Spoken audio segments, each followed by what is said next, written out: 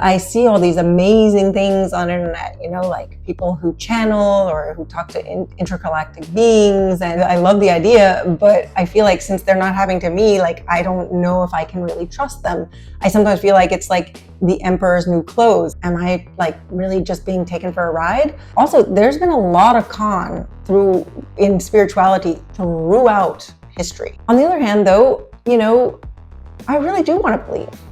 I really, really do, but you can't pretend to believe.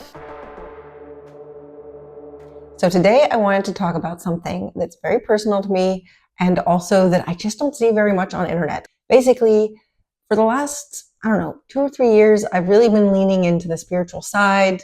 I went through a pretty big depression that then made me go out and research a lot of things. I spent a lot of time reading books, listening to podcasts, and I lean into that side of things a lot, and I can see how a lot of that is real and true, and I meditate and I see a lot of good that's happened to me, but I can't be sure. And I really sometimes feel like I wake up in the morning and I'm like, nope, I don't believe in any of this. Like, yeah, meditation helps. It helps you with your breathing, but I don't necessarily always believe in that higher power. And when I look online, I feel like all I see are either very firm believers or very firm skeptics, or people who are just very scientific and that there is nothing bigger out there. You read something like Sapiens and you think, oh, okay, like we really might just be like random biology happened, like some kind of thing, and we evolved and now we're here and we live and we'll die. And when I say that, there's nothing pessimistic about that. Actually, sometimes I can find it almost strangely reassuring just to be like, okay, this is the life and you just live it and that's it. On the other hand, though, I really do want to believe. I really, really do. I find that when I lean into some of those thoughts and feelings, like they bring me a lot of peace, especially like, for example, with the idea of past lives. I feel that, for example, knowing this isn't my only life brings me a lot of it takes off a lot of stress. Like all of a sudden I'm like, oh, I don't have to have everything in this life, or this life doesn't have to be perfect. And actually when I did lean into that thought and especially the idea of for example, that we've chosen our lives and we've chosen who we came and even chose some of our hardships, like that brought me a lot of agency back into my life. I felt it empowered me, because all of a sudden, let's say, you're kind of feeling like, oh, well, why is somebody else living this amazing life and why am I living my life? And, especially if, I remember I was going through a period where I really felt like I had almost made just all the wrong choices in my life, and that I was down a dead end, and I felt like I had kind of wasted my life and almost ruined it. And, but then thinking, oh, okay, I chose this life. It really made me think well, why would I have chosen this life? And why would I have chosen these experiences? And it really brought me a lot of peace and a lot of just all of a sudden it just took off a lot of pressure. And so that's a great thing. And whether it's, true or not, in a way, does that matter? I don't know. But still, I still feel like I need proof sometimes, or I really would love to just be completely sure 100%. And I see all these amazing things on internet, like people who channel or who talk to intergalactic beings and, who are sure that there's a higher power out there. I love the idea, but I feel like since they're not having to me, I don't know if I can really trust them. I sometimes feel like it's like the emperor's new clothes. And I'm like, well, am I just following along with this? And to a certain extent, sometimes the teachings is that it's you just trust. And you have to actually first trust to then be able to get something back. So you kind of follow along with that. But after a while, sometimes you start thinking, well, damn, am I really just being taken for a ride? And also there's been a lot of con in spirituality throughout history. A lot of people have abused of their powers, or even just abused of people being vulnerable. Maybe people like me who are feeling lost. I always want to be weary, not to be some person who gets taken advantage of. But on the other hand, I also don't want to be the type of person who is so set in my ways or so kind of, not believing in things that I miss signs. And it actually reminds me of that story I remember listening to when I was younger, where it was about a man during a hurricane, and he's on the roof of his house because the waters have risen so much. And, the rescue team comes to get him in a rowboat.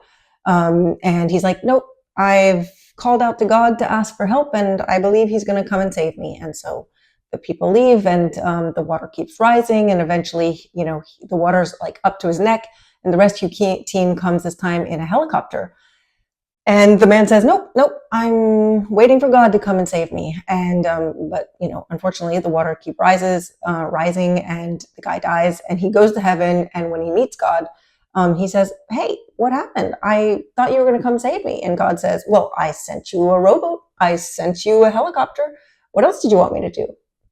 And so sometimes I'm like, well, I hope I'm not missing all these huge signs like that are my helicopters and my rowboats that I'm just not seeing.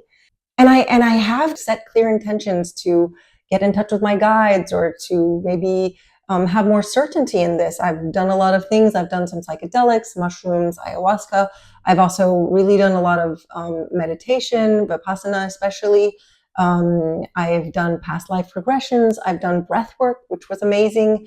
And in a lot of those things and those ceremonies or those occasions, of course I felt things. And I even feel things sometimes just in my everyday. But I can't be sure. And there's just something about that I find is just really hard for me and to believe. And I really wish I could. I wish that my kind of doubting and always questioning part of my brain would just like leave me alone, so I could just go ahead and full on believe, Anyway, I'm decided to do this video because, one, I want to maybe see, is there anybody else out there who feels the same way as me? If you are, well, guess what? You're not alone, because I'm here. And I guess I also wanted to do this video just to maybe talk about some of the things that I'm doing these days to try to get out of this period.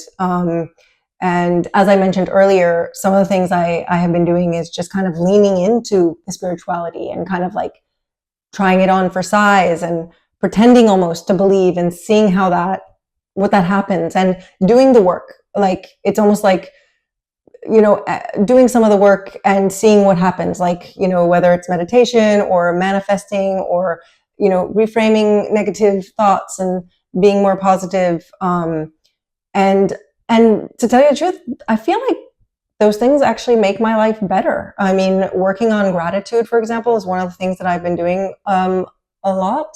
And I've been really working on that for the last 2 years. And it's not always easy to feel grateful, but I feel like if you work on it, it's like a muscle. And I feel like more and more it's becoming easier and easier. And as a result, my life, my actual real life, is better because nothing has changed, but I feel more grateful. So in a way, good things are happening from following these practices. And so to a certain extent, I'm thinking, well, does it actually really matter whether it's true or not? Like, is there any harm in leaning into something, even if I don't know if it's completely true? That's my question. Anyway, the other thing I wanted to do today is I was going to pull a card for myself, but also anybody else who's in this situation like me. And if you're doubting and that you're kind of stuck in between, wanting to believe, but also not sure, and also just knowing deep down inside of you that you can't pretend to believe, like you just can't. I can't. Anyway, I wanted to pull a card for us. Yes, because even if I'm not sure I believe, I still do tarot, and it's really helpful, actually. And if there is one thing that I sometimes feel like I get messages from, it's from my tarot deck. Ooh, the 9 of Cups. Very interesting. So the 9 of Cups in tarot is all about gratitude and about contentment and abundance, actually. This card, I'm thinking, is a reflection of what I recently just said. which is that maybe in the end, we just have to learn to be able to feel comfortable and grateful and abundant, whether we know or not. To me, this is a very peaceful card, like the colors in it and the image of it. And I'm wondering if that also just says, like, maybe I'm going to be a person who doubts my whole life and I'll never get answers. And at the same time, like, if that's going to be the case, like, I need to make my peace with that, because I can't just go ahead and live, always feeling distraught by it. What's really funny too is, on a personal note, this is a card that's been coming up a lot in some of my personal readings. And,